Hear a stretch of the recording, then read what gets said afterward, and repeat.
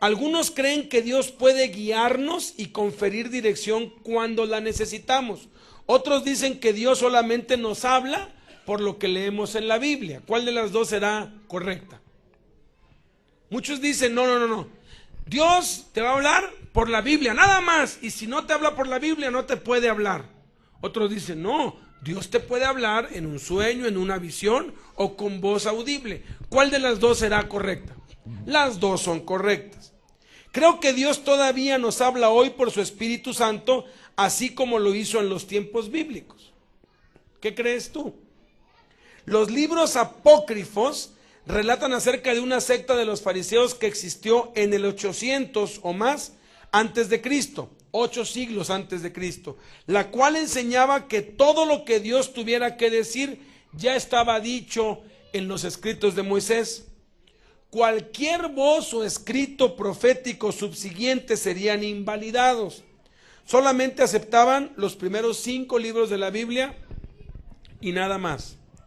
Es evidente que muchos líderes de la iglesia creen la misma doctrina, con alguna que otra modificación. Por ejemplo, los fariseos de la teología moderna enseñan que Dios solo nos habla hoy por lo que está escrito en la Biblia. Más allá de eso, Dios no dice ni una sola palabra. Yo le decía a Jaime hoy en la mañana, Dios me habló a través de Josafat ayer y no usó la Biblia. Porque no usó la Biblia más que hasta el último. Y le dije, y decidí esto. Entonces Jaime dijo, pero ¿qué no me has visto a mí que lo he hecho durante todos los años en Colombia? Y no le supe responder, pero ya tengo la respuesta. ¿Sabes por qué no lo había hecho, Jaime? Porque estaba esperando que lo hicieras tú. ¿No? Y como tú no lo hacías, pues yo no lo hacía. Pero ya Dios me habló. Yo creo que si Jaime me lo hubiera dicho, ¿sabes qué? Lo vamos a hacer allá en el DF, lo hubiera hecho, pero es muy diferente a cuando hemos aprendido a que nuestro guía es Dios y no los hombres. Entonces, yo sé que Jaime ha esperado o a que Dios le hable a él o a que Dios me hable a mí. Algo también sentí antier, yo recuerdo hace como 18 años, en el 95, 96, del 95 al 97, Jaime y yo recorrimos todo el país juntos, todos los estados del país, todos, y no había nada. Íbamos a las iglesias que ya estaban y no nos hacían caso, y ahí como pericos y como locos, y no hubo mucho fruto de eso, pero hoy veo que nosotros en conjunto somos fruto de eso. Entonces lo que le dije, ¿qué te parece si para el 2011, o sea para el año que entra, recorremos otra vez todo el país juntos, pero ahora con nuestros amados? Me dijo, ya lo anoté en mis peticiones y es algo que estoy orando. Le dije, entonces vamos a orar para que Dios nos muestre si quiere eso y si lo quiere en ese tiempo. Porque no es lo que uno quiera, sino, entonces Dios habla y Dios confirma. A mí me impresionó mucho que cuando hice una pequeña junta que no estaba programada aquí con los ingenieros siervos de los siervos, les dije, les comuniqué, ¿saben qué? Para el año que entra vamos a hacer esto, y todos me dijeron, ya sabíamos, ya Dios nos lo había mostrado mientras estábamos comiendo. Es algo que Dios ya había puesto en el corazón. No hay un versículo bíblico que diga eso. Amado, yo te ruego que organices el congreso de apóstoles y diáconos en Cesarea, ¿no? O sea, no hay ningún texto bíblico que diga eso.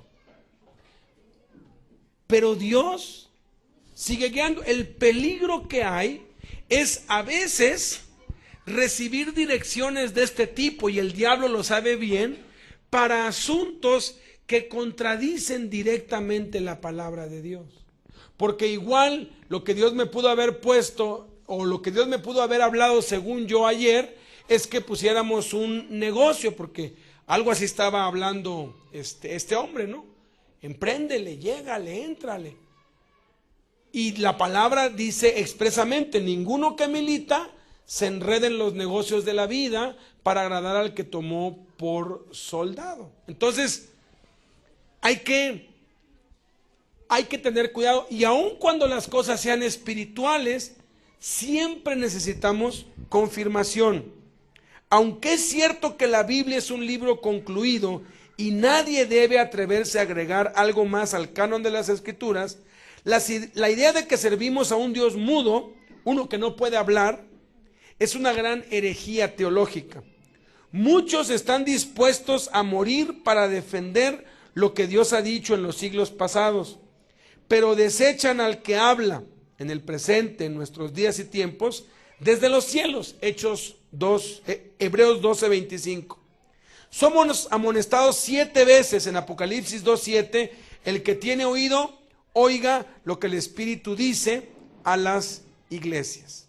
Entonces, necesitamos escuchar la voz de Dios. Jesús dijo en Mateo 4:4, no solo de pan vivirá el hombre, mas con toda palabra que sale, ¿de dónde? De la boca de Dios. La terminología sale habla de una función presente y continua. Esto significa que algo que sucedió en el pasado está sucediendo en el presente y continuará ocurriendo en el futuro. Este versículo podría ser traducido como sigue: el hombre vive de toda palabra que ha sido hablada y continúa siendo hablada por la boca de Dios. Dios, quien habló en épocas pasadas, está hablando en el presente y continuará hablando en el futuro. Dios no es un Dios mudo. Con esto, no queremos decir que la Biblia todavía continúe siendo escrita y que necesitamos seguir agregándole. Yo no creo tal cosa. Sin embargo, la Biblia nos enseña que Dios desea un pueblo con el cual pueda habitar y andar. 2 Corintios 6:16. Personas santas que sean letras, epístolas, cartas, sabidas y leídas de todos los hombres. 2 Corintios 3:2 y 3. Oh, dice el autor, cuánto necesitamos escuchar su voz. Solamente podemos vivir, tener la vida y bendición de Dios en nuestras iglesias hoy por medio de escuchar cada palabra que salga y continúe saliendo de la boca de Dios hacia nuestros corazones. Entonces es importante conocer la voluntad de Dios. Todo líder de la iglesia afronta esta pregunta: ¿qué espera Dios que yo haga? ¿Y qué debo dejar que Él haga? ¿Dónde termina mi responsabilidad y dónde comienza la de Dios? En una parte la Biblia dice: no con ejército ni con fuerza, sino con mi espíritu, ha dicho Jehová de los ejércitos. Zacarías 4:6. En lo anterior, algunos sugieren que enseña lo siguiente: Dios hará todo con su espíritu y nosotros no tenemos que hacer nada. En otra parte, Jesús dijo: porque el siervo que entendió la voluntad de su Señor y no se apercibió ni hizo conforme a su voluntad, será azotado mucho. Fíjate, un siervo azotado. Y dice que hay siervos que van a recibir pocos azotes y siervos que van a recibir muchos azotes. Habla de los siervos, no de los impíos. Esto nos enseña claramente que Dios hace responsable a sus siervos de conocer su voluntad y tomar acción para ejecutarla. ¿Cómo podemos reconciliar la tensión entre la soberanía de Dios y la responsabilidad del líder de la iglesia para implementar o ejecutar su voluntad? Podemos resolver con facilidad este dilema al examinar las palabras de Jesús en Lucas 12:47. El siervo que entendió la voluntad de su Señor ni hizo conforme a su voluntad será azotado mucho. Jesús contrasta esto con el sirviente que no entendió la voluntad de su Señor. Tal siervo será azotado poco. O sea, si tú no entiendes la voluntad de Dios, vas a ser azotado poco. Y esos azotes tienen que ver con la disciplina de Dios como Padre, porque Dios al que ama disciplina y azota a todo aquel que recibe por hijo. Si tú no entiendes la voluntad de Dios es porque no te has esforzado lo suficiente para entenderla. No estás pagando el precio que demanda el entender la voluntad de Dios. Pero si tú has entendido la voluntad de Dios y no la haces, ahí es donde aplica lo que el apóstol Santiago dice: no os hagáis maestros los muchos de vosotros, sabiendo que recibiréis mayor condenación. Porque al que mucho se le da, mucho se le demandará. Entonces la disciplina, los azotes de Dios para aquel que no entiende son pocos. Y si es azotado. ¿Por qué? Porque pues aunque ignores que algo está mal y lo haces, vas a sufrir las consecuencias de lo que está mal. Pero si lo sabes y lo haces, entonces la disciplina va a ser más severa, porque ya lo sabes. Entonces, si yo sé que tengo que orar, porque a veces uno piensa, no, pues yo no peco, yo no ando con otra mujer, yo no soy un borracho, yo no robo, yo estoy obedeciendo así. Y uno piensa que ya porque no hace cosas malas ya está agradando a Dios, y porque ve que Dios le da de comer y que Dios le da de su protección y de su cobertura y Dios le da de su gracia, y dice, no, pues yo debo estar bien con Dios. Acuérdense de Israel. Dios estuvo disgustado con Israel 40 años, enojado con ellos, pero no por eso les quitó el maná, ni la columna de fuego, ni la columna de nube. Les proveyó. Su vestido no se desgastó, su calzado no se echó a perder. Entonces, el hecho de que Dios te provea y el que Dios muestre su poder y favor hacia ti, no quiere decir que esté agradado con tu vida. Lo que agrada a Dios, el rey David nos lo decía. ¿Por qué David era un varón conforme al corazón de Dios? Lo ves en los Salmos. Temprano te buscaré, de madrugada, mi alma te ansía, mi alma tiene sed. Era un hombre que estaba apasionado por pasar tiempo con Dios en el templo. Nosotros no necesitamos el templo ahora, somos el templo. Entonces, de seguro que será azotado en ambos casos, si entendió la voluntad de Dios y no la ejecutó, o si no la entendió y tampoco la llevó a cabo. Dios desea líderes en la iglesia que entiendan y pongan en práctica su voluntad. La voluntad de Dios establece los límites de nuestra propia responsabilidad. Si no entendemos su voluntad, seremos juzgados de igual manera. A fin de hacer la voluntad de Dios, es vital que la entendamos. Para poder hacer su voluntad, tendremos que escuchar su voz. Así de simple. Y quiero concluir esta parte 1 con mi testimonio personal. Yo pensé que había escuchado la voz de Dios y que Dios quería que yo me fuera a Chiapas como misionero. En ese tiempo tenía pero muy buena relación con Jaime. Jaime venía a Puebla, yo venía de Puebla para acá, y un día estando en su casa, no sé si se acuerde él, yo le dije, antes de que yo le comentara que me iba para Chiapas, me dijo, Jaime, ¿por qué no te vienes aquí para el DF? Y me echas una mano. Le dije, porque me voy para Chiapas, Jaime. Dios me llamó para irme como misionero. Y él no me dijo, estás mal, pero nada, me dijo, bueno, me dijo, te iré a visitar allá. Efectivamente, Jaime y Chela, Bernabé y Becky estaban bien chiquitos. Así como mis gemelos, ella tendría 6 años. Latosos como ellos solos, qué bárbaro. Qué bárbaro. Entonces, Israel tenía 16 años. ¿Cuántos tiene Isra ahorita? O sea, 16 menos 33, ¿cuánto es? 33 menos 16, ¿cuánto es? 17, hace 17 años. Fue Jaime, o sea, Yo pensé que había escuchado la voz de Dios, pero realmente uno puede discernir muy fácil por el resultado o el fruto. ¿Qué? Sí. ¿Qué se llama? ¿Qué es esto? Es una nueva. Ah, están saludando a la cámara. Perdón.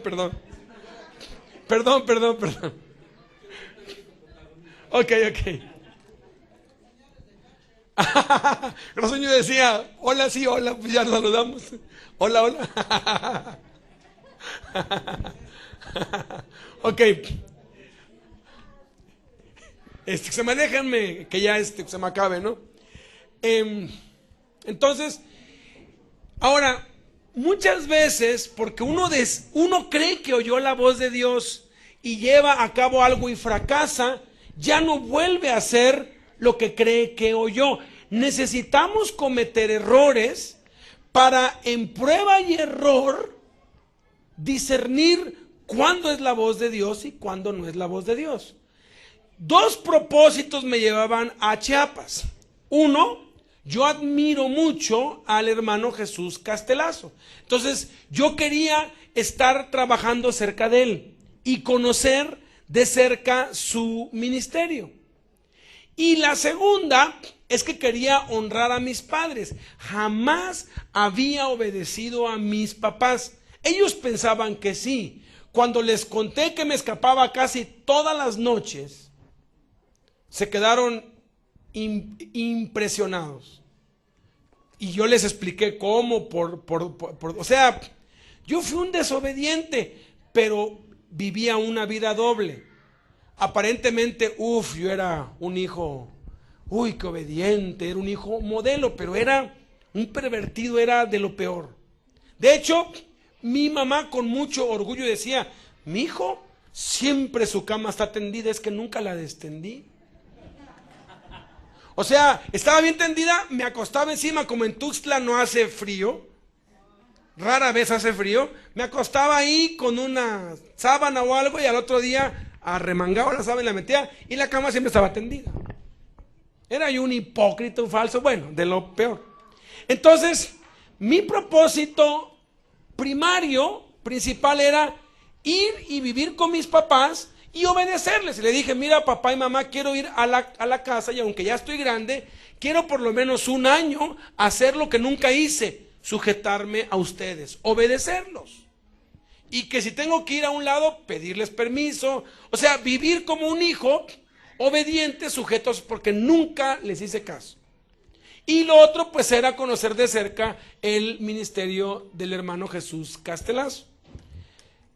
No estuve en Chiapas ni 3 meses, Jaime fue como a los 2 meses que yo estaba ahí, que mis papás se cambiaron de Tuxtla a la Ciudad de México y me dejaron solo. Yo allí me di cuenta, pues si mi propósito era estar con ellos. En la iglesia, allí con el hermano Castelazo, yo le dije, yo quiero ir a las cárceles, y me dijo, no, quiero que te hagas cargo de los jóvenes, y me nombró presidente de la sociedad de jóvenes. Y iba a la cárcel, pero no era lo principal.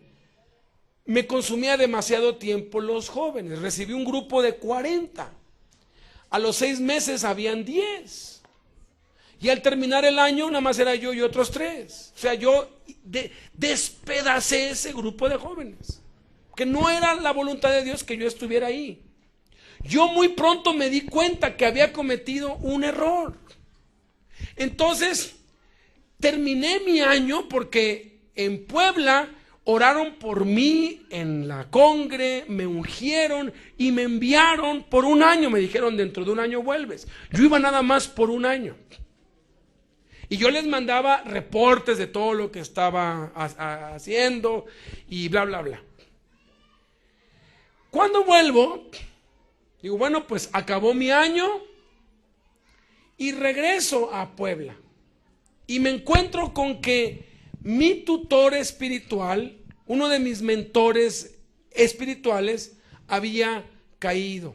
y lo habían expulsado y lo habían entregado a Satanás en la iglesia. Había dejado a su esposa y 4 hijos por una jovencita.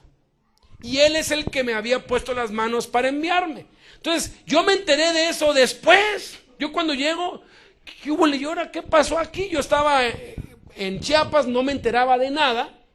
Y de pronto me veo con que hay otros al frente, discípulos de él, y lo que pasó, y el que hoy es pastor, se tomó el tiempo, y estoy muy agradecido a Dios por su vida, Ernesto Alonso, se tomó el tiempo de casi 3 horas de contarme a todo detalle, con calma, aclaró todas mis dudas, yo estaba consternado, se tomó el tiempo.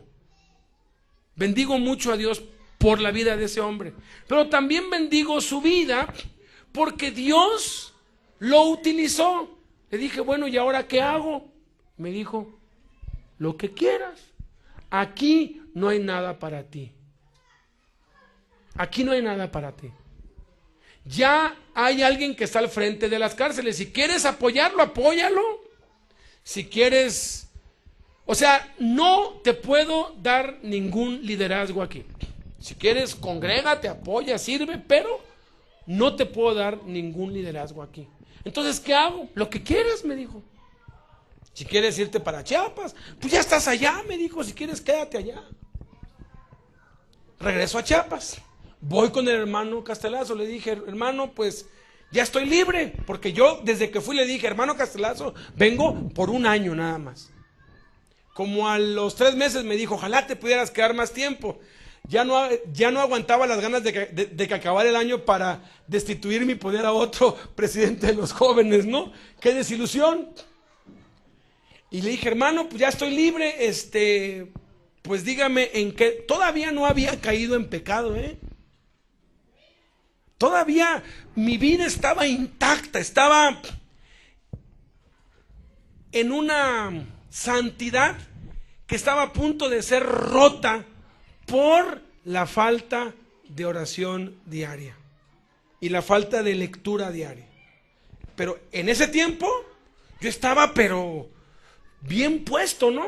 Le dije, hermano, aquí estoy, dígame ahora qué hago. Me dijo, aquí no hay nada para ti. Exactamente las mismas palabras que Ernesto me dijo, me las dijo el hermano Jesús Castelazo, y bendigo a Dios por su vida, porque Dios me demostró con 2 líderes espirituales muy respetados, a quienes amo y respeto mucho, y estaré agradecido el resto de mi vida con ellos. Los utilizó para mostrarme que no había escuchado la voz de Dios, que me había equivocado.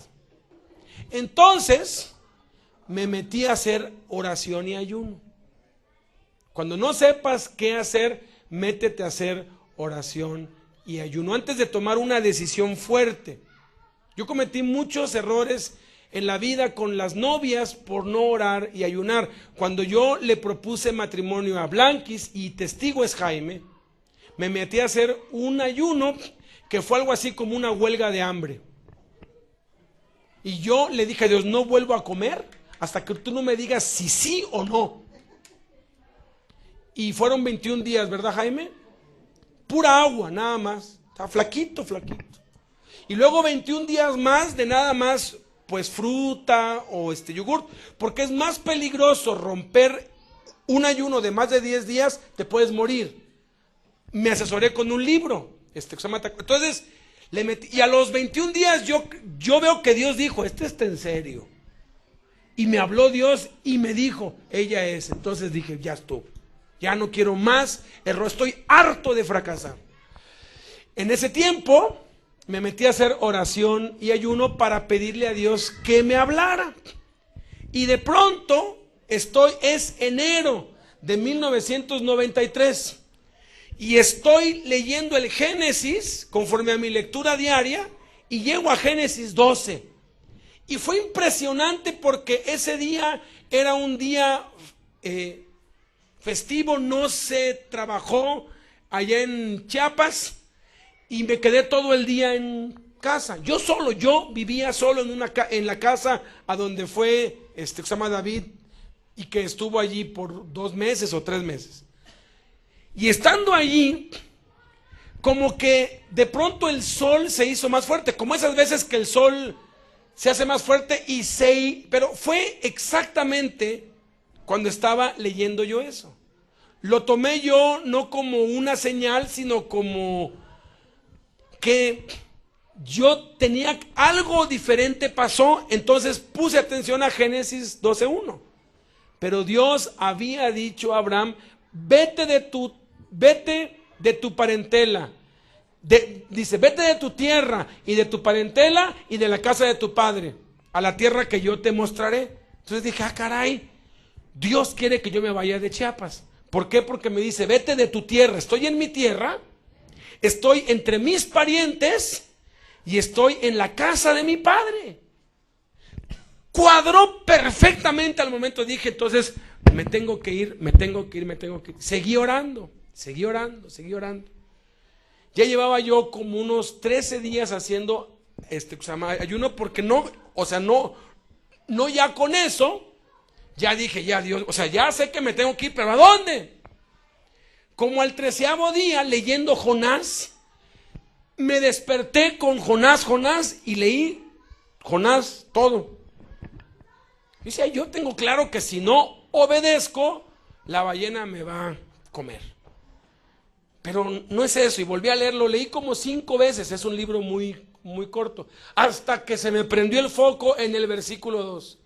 Levántate y ve a Nínive, aquella gran ciudad. Yo acababa de poner artículos en el periódico donde estaba trabajando allá acerca de las estadísticas de las ciudades más grandes del mundo. México sigue siendo la ciudad más grande del mundo en cuanto a densidad, esto es, en el espacio tan pequeño, DF y la zona metropolitana, aun cuando Tokio tiene más habitantes, están en un espacio más grande. México sigue siendo la ciudad más grande del mundo.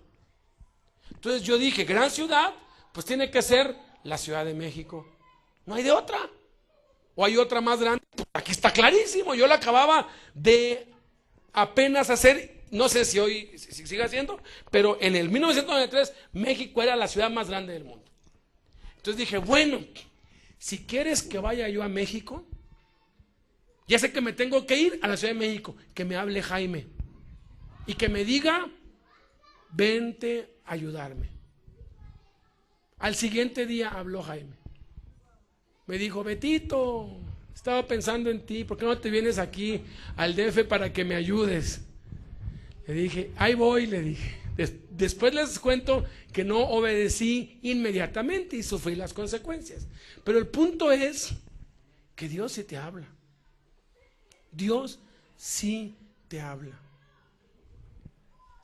Antes de Chiapas y antes del DF, Dios puso en mi corazón Rusia. Y yo he estado orando 25 años, Señor, si quieres que yo vaya a Rusia, tienes que ser tú quien me lo pongas. Hace un año vino Jeff y yo lo puse en oración y en ayuno. Y le dije, Dios, si es a través de Jeff, yo le dije, Jeff, si vas a Rusia este año, yo quiero ir contigo. Me dijo, bueno, mándame un correo. Nunca le mandé correo ni le mandé ahí para presionar, porque es muy feo forzar la voluntad de Dios. Hoy, cuando yo oí que pues ya estaba por acá, le dije, Jeff, si el Señor te concede ir a Rusia este año, yo quisiera ir para ver. O sea, igual voy y me doy cuenta que no fue Dios que me habló, que fue ese libro Torturado por Cristo, que fue el primer libro cristiano que leí. Fue el primer libro cristiano que leí, Torturado por Cristo, Richard Wurmbrand. Posiblemente fue eso. Entonces yo quiero ir para ver si eso no es. Porque si no es, qué alivio. Y si es, qué alivio. A Blanquita Dios ya le ha puesto que es pronto. Ahora, el pronto de Dios puede tardarse 10 años, ¿verdad? Porque luego dice pronto y tarda muchos años. Yo estoy muy contento con lo que hago. Pero el punto es que cuando yo le dije a Jeff, oye Jeff, si vas para Rusia considérame, yo quiero ir. Volteó a ver a este Douglas y Douglas lo volteó a ver a él y me voltearon a ver a mí. Y Douglas dijo, eso me estaba diciendo ayer Jeff, que Dios le ha puesto en su corazón que tú podrías ser útil en Rusia. Y le dije, ¿te acuerdas que hace un año te dije? Me dijo, ¿hace un año? No. Pobre, anda con tanto dolor que yo creo que eso que le dije, pues sí, me dijo, vamos a orar y vamos a ponerlo en oración y en mayo nos iríamos. Le dije, adelante. Adelante. Entonces, el punto es este. No hay cosa mejor que ser guiado por Dios y escuchar personalmente la voz de Dios. Vamos a estar viendo más acerca de esto. Vamos a ver una película que tiene que ver, miren, la trama, se las cuento muy rápido. Un hombre recibió un mandamiento de Dios y no importaba lo que sucediera, él ni un solo día de su vida desistió de obedecer lo que Dios le había mandado. Se llama el libro de Elí. Entonces, pues, vamos a ponerla y vamos a continuar.